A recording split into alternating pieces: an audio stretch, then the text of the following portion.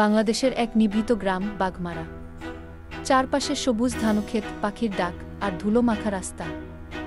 এই গ্রামের মাঝখানে দাঁড়িয়ে আছে এক পুরনো পরিত্যক্ত বাড়ি, যেটাকে সবাই বলে কি মালিক বাড়ি। লোকমুখে শোনা যায় বাড়িটাতে রাতে কেউ একজন চিঠি লেখে, কিন্তু সে নাকি আর মানুষ নেই। শহরের ছেলে রিয়াজ লোককাহিনী আর ভৌতিক কাহিনী নিয়ে গবেষণা করে। সে শুনেছে বাঘমারা গ্রামের সেই রহস্যময় বাড়ির গল্প। সাহস করে সে ঠিক করে এবার নিজেই গিয়ে সব জানবে। সে গ্রামে এসে পৌঁছে মালিক বাড়ির পাশে থাকা তার দাদুর পুরনো বাড়িতে ওঠে। রাত নামতেই সে টের পায় অদ্ভুত কিছু ঘটছে। হঠাৎ কাপা কাপা শব্দে কলমের আঁচড়ের মতো আওয়াজ। দরজার নিচ দিয়ে একটা চিঠি গড়িয়ে আসে। সে কুড়িয়ে দেখে কাগজে লেখা, তুমি এসেছো, আমি অনেক দিন ধরে অপেক্ষায় ছিলাম গো। রিয়াজ ভয় পায়, কিন্তু সে পিছিয়ে যায় না।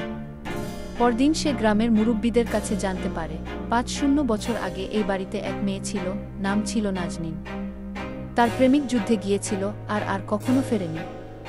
নাজনীন প্রতিদিন তার জন্য চিঠি লিখত। শেষ পর্যন্ত প্রেমিকের মৃত্যুর খবর পেয়ে এক রাতেই সে নিজেই জীবন শেষ করে দেয়।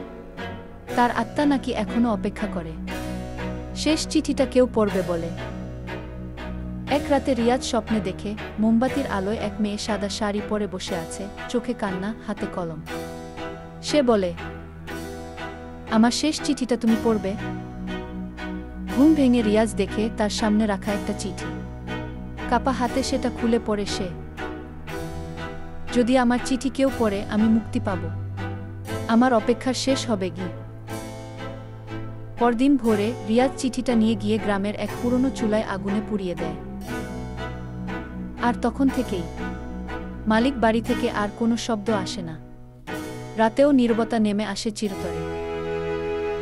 গল্পের শেষে রিয়াজ তার বইয়ে লিখে, সব ভূত ভয়ঙ্কর নয়, কেউ কেউ শুধু অপেক্ষায় থাকে ভালোবাসার শেষ চিঠিটার, কিংবা কারো কাছে নিজের কষ্টটা পৌঁছে দেবার।